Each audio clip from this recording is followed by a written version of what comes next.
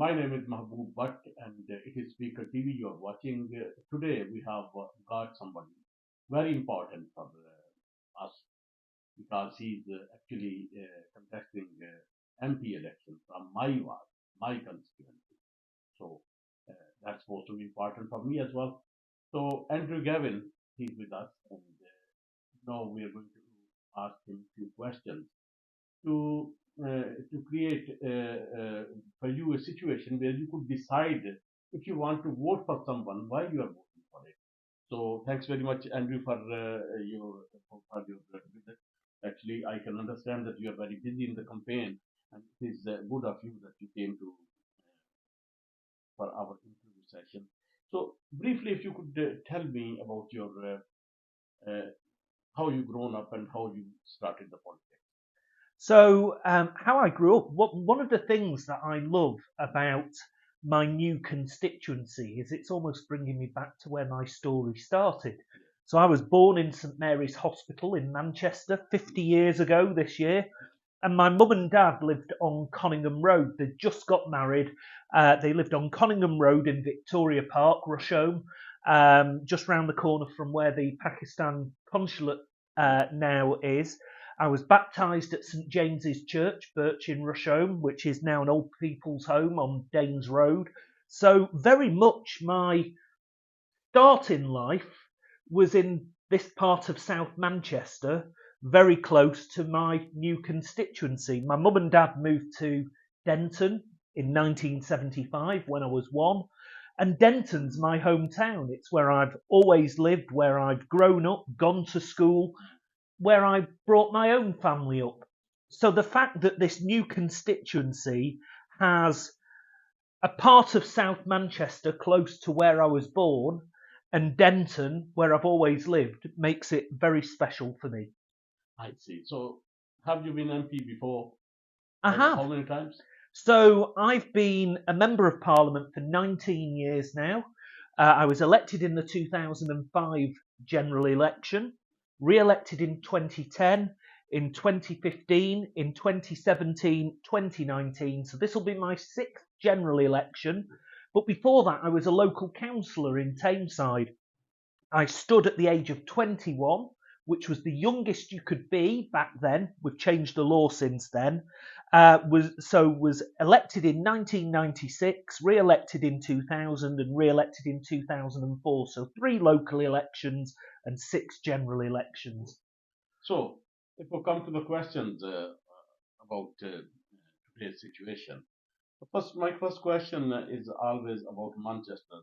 That how will you support the regeneration of the Manchester region as the engine of this project? So I want to be part of a government that narrows inequalities.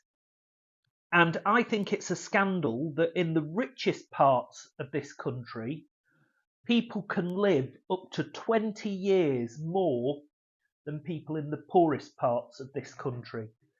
And so I want to be part of a government that narrows those health inequalities, not by pulling down those that are living longer, but by ensuring those that aren't living as long as they should have longer, healthier lives. And it's the healthier lives bit that matters as much as the longer bit.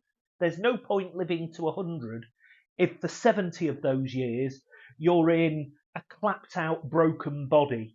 So we need to live longer, healthier lives so that the bodies we are in are healthier for longer as well as living longer. And that means ensuring that we have good quality housing, we have good quality education, we have good jobs at the end of our education, that the neighbourhood we live in is safe, it's clean, it's got a good environment, the air is clean, there's plenty of green spaces to exercise, to walk, to enjoy, and that we have good community facilities as well. You said about education. So do you support free meals in schools? I do. And what the Labour policy about this? So the last Labour government introduced free school meals in target areas, and that worked incredibly well. What we've said is that as a first step, we will introduce breakfast clubs in every single primary school in this country so that no child starts school on an empty stomach. That's a good first step. I want us to go further, but we need to get into government first. Okay. So, what about Labour's policy about private schoolings and to exempt them from VAT? Yeah. How serious they are? So, this is a question of priorities. 96% of children in this country do not go to private schools. There are huge vacancies in state schools for specialist teachers, particularly in maths and science. So we need to make sure that we get good teachers in those specialist subjects in state schools. What we've said is money is very tight. Politics is a question of priorities. We will stop the tax exemption, the VAT exemption on private school fees, but we will directly use that money instead to pay for those maths teachers and science teachers in the state sector. Now, the reality is that the fees in private schools have gone up by 40% in the last few years, way above inflation. So the reality is that most private schools can afford to lose that charitable exemption, that tax exemption, and we can use that for the many, not the few, to ensure that all children in state schools have qualified maths and science teachers rather than PE teachers teaching a subject they're not specialist in. So, will the Labour government revive the much needed high speed rail link from Manchester to London and then onward to mainland? So this is something that we've said we will look at coming into government, because we don't know how much of that money has now been spent, because of course the Conservatives stopped HS2, High Speed 2, and they've already started to spend some of that money on things like fixing potholes in London. They have the nerve to call it Network North, and they're spending the money that was for the North in the South. So we need to assess how much of that money has already been spent. But the one thing I can guarantee is there will be money for infrastructure in transport projects in the north. And if not HS2, certainly HS3, that will be the high speed link between Liverpool, Manchester, Leeds, York, Newcastle, and Hull, has to be built. I would like to see it as part of a wider high speed network, including to London, and as you rightly say, beyond that, connecting to Europe. Otherwise, it's a nonsense. I want to be able to get in a train in Newcastle and be able to get to Liverpool quickly. I want to be able to get in a train in Manchester and be able to get to Lille or Paris or Barcelona. That would be truly transformative. So another thing, policing. Yeah. That is, do you think that you can build a more good confidence by increasing the police forces and increasing the facilities? At the moment, the police is not coming for a few days if the incident happens. And what do you think you can, how you can make it better? So the last Labour government, when we left office in 2010, handed to the Conservatives more police than we had ever had in the history of this country. And they cut the police by 20,000. They closed a load of police stations. They scrapped neighbourhood policing that the last Labour government had introduced. They got rid of antisocial behaviour orders and replaced them with measures that were far weaker. What we've said is that we will increase police numbers by 13,000. We will reintroduce neighbourhood policing, because that is absolutely crucial. It's not just about having the police officers, it's how you deploy them. And people want that reassurance that they see the police in the streets, that when they call the police the police arrive in good time, and that the police know the people around the neighbourhoods. They get the gossip, they get the information, the intelligence.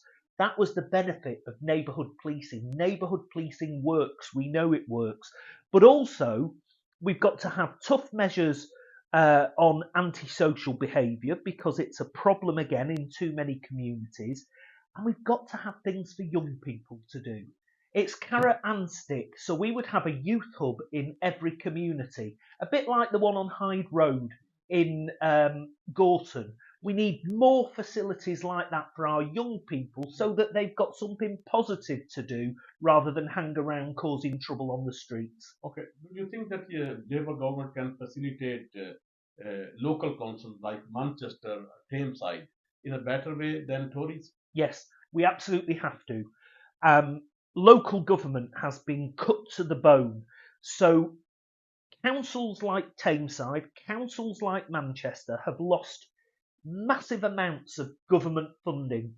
Manchester, it's almost £500 million a year has been taken away from the city council.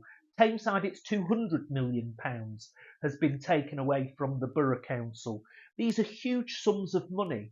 That means the streets aren't getting repaired, they're not getting cleaned as often enough, the parks aren't as nice as they used to be. The neighbourhood, no funding. There's no funding. So we've got to prioritise the funding that's in the system.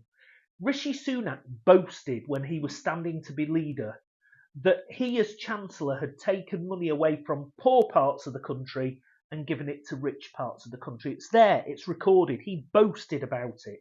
We've got to undo that. The funding should follow the need.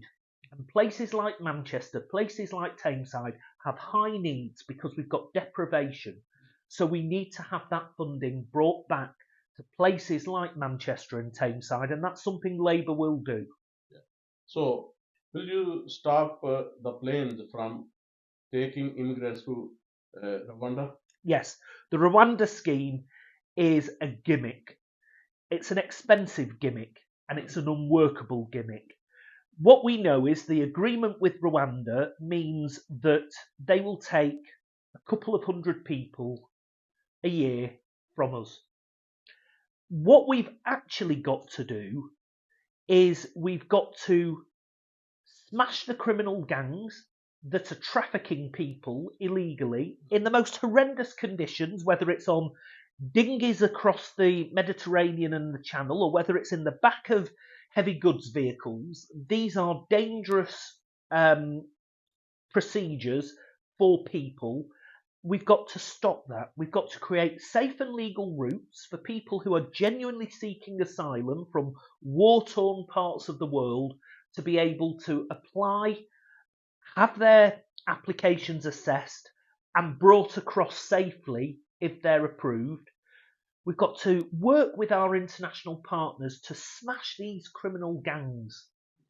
And then what we've got to do is have a fair system that deals with applications quickly, so that people who shouldn't be here can be returned home quickly, and people who should be here can be treated with dignity rather than stuck in hotels for years on end. But Rwanda will take 340 years just to clear the backlog. It's a gimmick. It's an expensive gimmick, and it's not going to work. We're going to scrap it. So, what measures will you support to promote community cohesion in order to counter the divisive nature of extremists in our society? So this really worries me, and we've seen it over a long period of time. Community cohesion, I think, is incredibly fragile in parts of this city and in parts of our country. And we are seeing Islamophobia on the rise. We need to tackle Muslim hate crime.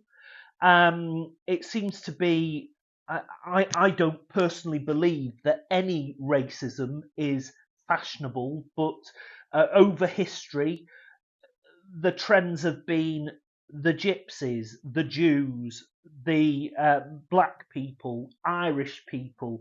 The latest popular hatred is against Muslim people, and I think we have to challenge Islamophobia. We have to challenge other forms of racism, anti-Semitism, black hatred, and so on. No racism is acceptable in a modern world, but Islamophobia is increasingly on the rise, and we've got to, I think, educate people that diversity is powerful, it's a strength. We can learn from each other. That actually, in the words of Joe Cox, the MP that was tragically murdered by a white supremacist, there is much more that unites us than divides us. And so the teaching of commonality between certainly the Abrahamic faiths, Judaism, Christianity, and Islam, that there is a common thread that goes through all three of those Abrahamic religions, but also that diversity has made our country stronger and better. We learn from each other. We, you know, just to use a simple example, England's national dish is now chicken tikka masala. It's curry. You know, it might be an anglicised curry, but the fact is, it used to be fish and chips. Now it's an anglicised version of food from Southeast Asia. There is so much that we can celebrate together, and we need to, because we are a stronger country. And I get so cross when politicians, leaders, people who have responsibility and for whom words matter, say that multiculturalism has failed.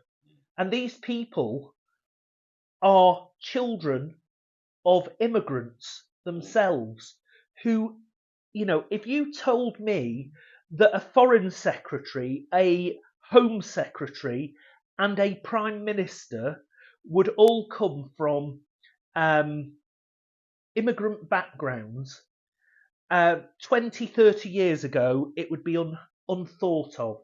The fact that in recent years we've had the Prime Minister, the Home Secretary, the Foreign Secretary, and others all coming from parents, grandparents of immigrants, and then they use their position to say that multiculturalism has failed. Well, if that's a failure, show me success, because I think, and even though they're not of my political persuasion, it shows how great this country is and how multiculturalism has worked, that some of the top government ministers, including the Prime Minister, have come from immigrant families. And the next government, you know, I hope will have people like David Lammy and Shabana Mahmood and others in top government positions. Multiculturalism has been a benefit to the United Kingdom, and long may it be. So there is a question that important for me. The Conservative want to bring in national service for young people, and they say that it will develop the part of young people and apprenticeship and learn them. So, what do you think about this? What role you can play in that? So it's a gimmick, a bit like Rwanda. The Prime Minister panicked at the start of the election and said he wanted to bring back national service, and by that he meant military service. Then he realised that the military themselves don't want it. They've cut the military to such a small number, under 100,000, it's probably now under 70,000, the army, that they don't have the resource to be able to reintroduce national service. And in fact, the Ministry of Defence said that just before the Prime Minister introduced it as a policy. It's not a bad thing to want young people to take on voluntary roles, to play a part in society. but mandating national service isn't going to work. And when the Prime Minister was asked on one of the leaders' debates, how are you going to force young people to take on national service? He didn't know the answer. He suggested that we might be able to take away their driving licence or restrict their access to finance. It's just crazy. Yeah, actually, want to know something. I have heard your speech on Kashmir the other day, Yes. and you haven't quoted that as well. So the question is that the situation in Gaza and Yeah. Kashmir and in few other Yeah. countries, we want to mention it. Gaza and Kashmir are the burning issues at They the are. moment.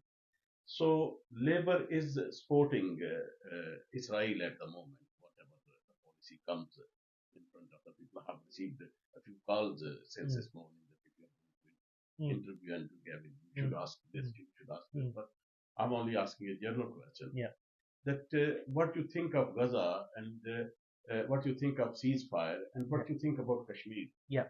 So on Gaza, the Labour Party has been very clear in recent months. We took perhaps too long to communicate the position. There needs to be an immediate ceasefire. There absolutely has to be an immediate ceasefire.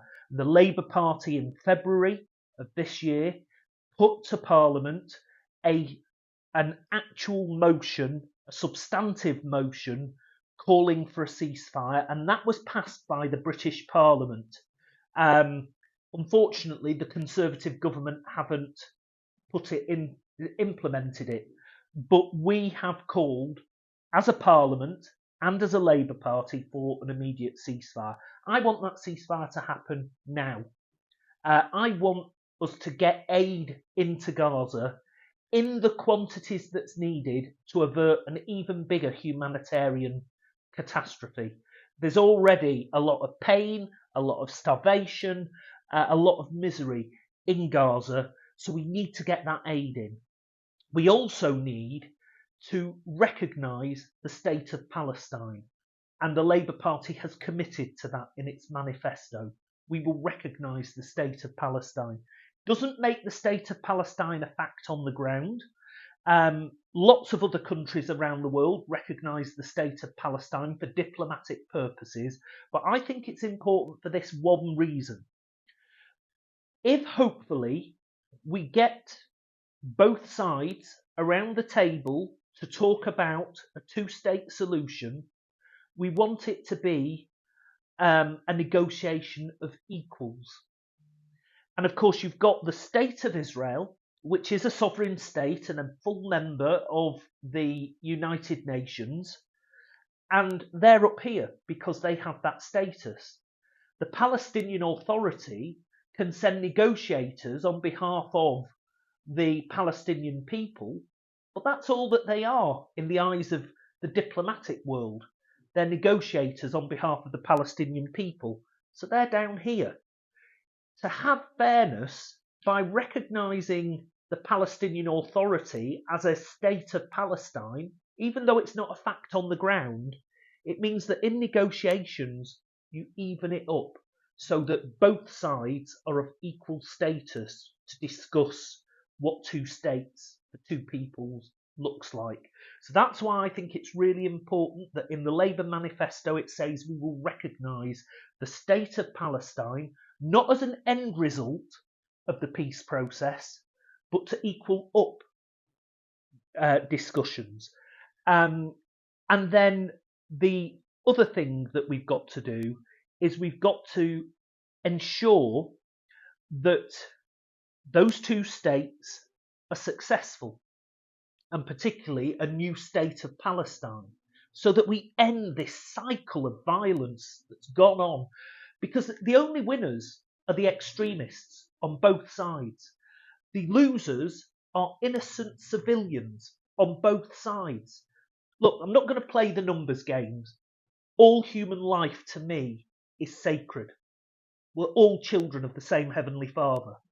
And whether you're Jew, Christian, or Muslim, we are all God's children.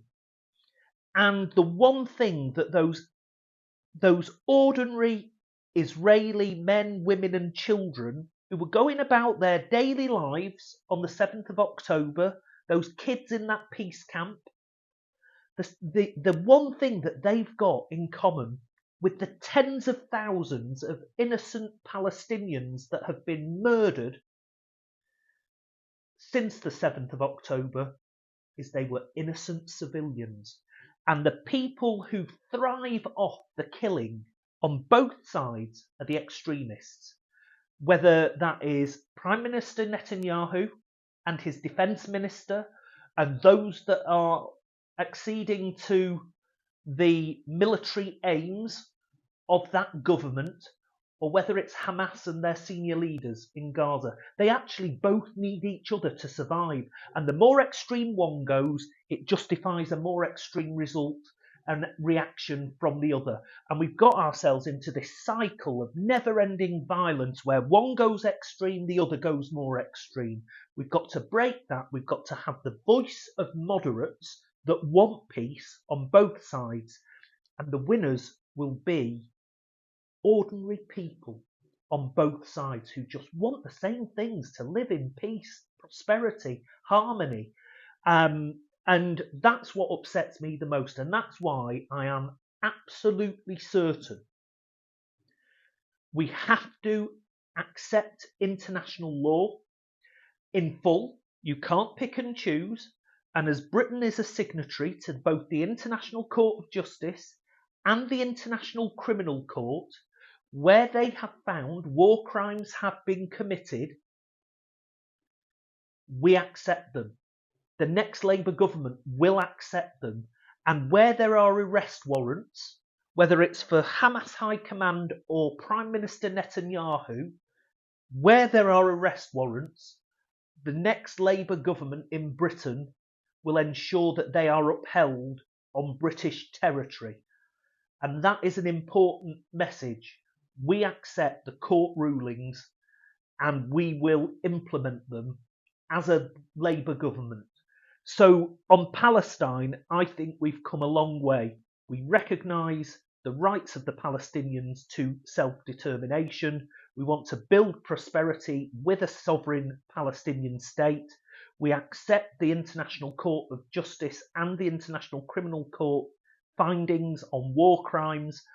And we will continue to fight for an immediate ceasefire and to get the aid in. Now on Kashmir, there are similarities here.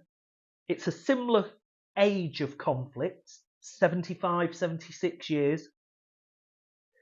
And at the root of it is the same thing.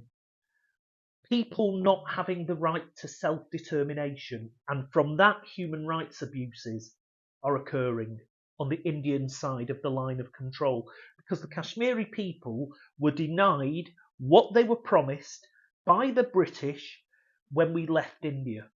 And that was that the princely states, of which Jammu and Kashmir was a princely state, could regain its sovereignty in full after the British left, or it could choose to join one or other of the new dominions as they were then, India and Pakistan. And we all know the history of what happened, because it was a majority Muslim population with a non-Muslim ruler, and the people of Jammu and Kashmir were denied their right to self-determination. We ended up with a war between India and Pakistan. We ended up with the line of control that we have to this day. And for those Kashmiris that are stuck on the Indian side of the line of control, they had special status in the Indian constitution. Really important, that special status of Jammu and Kashmir, until it could be resolved on the international stage. And as we know, there are UN Security Council resolutions dating back to the 1940s and right the way to the recent times, saying that Jammu and Kashmir, the issue can only be resolved by a plebiscite, by a referendum of all the people. It was actually at India's insistence that that resolution was passed by the UN. But that has never happened. And then what we've seen with the Modi government is that he has removed that special status that protected Jammu and Kashmir within the Indian constitution, and there have been the most horrific human rights abuses to the Muslim Kashmiri population on the Indian side of the line of control. There have been changes to the land ownership rules that mean that non-Kashmiris can come in, buy up land, changing the facts on the ground, so that were there ever to be a referendum, it wouldn't necessarily be a free and fair referendum because you changed the facts on the ground. These are things that we need to call out. And I'm really pleased that as chair of Labour Friends of Kashmir, we fought to get into the National Policy Forum document, which is now Labour Party policy for the next Labour government, a very solid line on Kashmir. And that is, firstly, we will push for all the United Nations resolutions to be upheld. Secondly, there can be no decision about Kashmir without the Kashmiri people around the table. So yes, there have to be discussions between India and Pakistan, but Kashmir has to be at the table too, because we're talking about Kashmir, and whatever the Kashmiri people decide, we should accept. It's not for me as a British MP to say Kashmir should be Pakistan, Kashmir should be India, or Kashmir should be Kashmir. Only the Kashmiri people can decide that. And then the third thing, very similar to with Israel and Palestine, where there have been human rights abuses, they need to be fully investigated independently by the International Criminal Court, the International Court of Justice, and the perpetrators of those human rights abuses need to be held to account. We did it to Slobodan Milosevic in the former Yugoslavia. There can be no hiding place for anyone, whoever you are, whether you're a world leader, whether you're a military dictator, whether you are officers within armies, or whether you are terrorist organisations. If you commit human rights abuses, international law matters, and the world has to come after you if you've committed genocide and crimes against humanity. Okay. I mean, this is a quite interesting question that Labour seems to be in the power in the coming election. So if you will be offered any front bencher position, so which ministership would you like? Well, I'm going to have to play it safe and say, as I'm the shadow social care minister, I would like to be the social care minister. But if I had the pick of any job in government, I would love to be foreign secretary. Good. Because I think Britain should stand tall in the world and be a beacon of hope across the world, be a beacon for the right kind of values, and stand up for what's right.